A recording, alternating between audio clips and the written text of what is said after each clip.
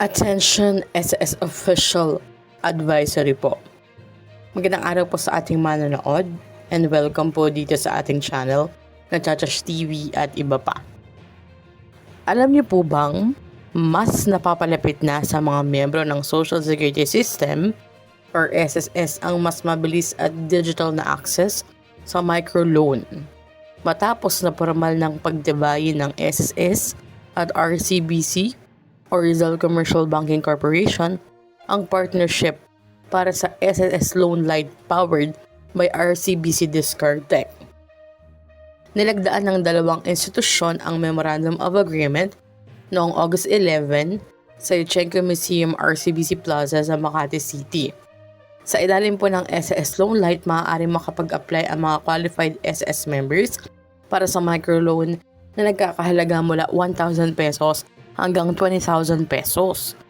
Digital ang process at gagamitin ang Discardtech app para sa application.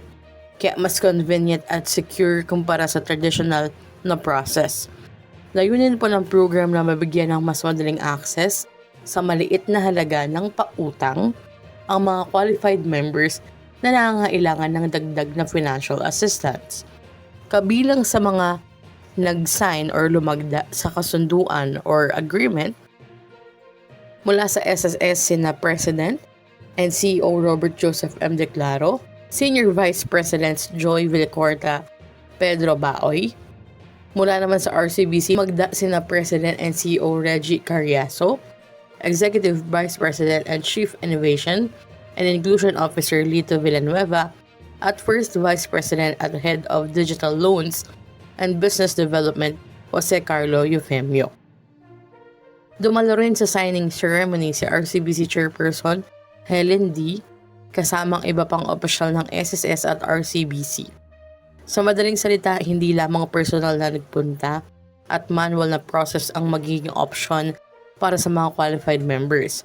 Sa pamamagitan ng digital platform, mas mapapadali ang pag-access sa microloan. Mahalagang tandaan na qualified SSS members lang ang maaring makapag-avail at kailangang sundin ang mga eligibility requirements at process na itatakda ng SSS at RCBC. Para sa mga members na nangangailangan ng maliit na halaga para sa agarang pangailangan, maaaring maging isang mas convenient na option ang SSS Loan Light dahil maaari itong asikasuhin online sa pamamagitan ng Discardtech app. Antabayanan po natin ang mga susunod na updates dito ng SSS at kung kailan talaga ang pinaka-launching nito. Ano po inyong masasabi? I-comment na sa baba. Hanggang dito na lamang po muna. Ito ang Chachash TV at iba pa. I-like, share, and subscribe para ka-updated. God bless po and have a nice day.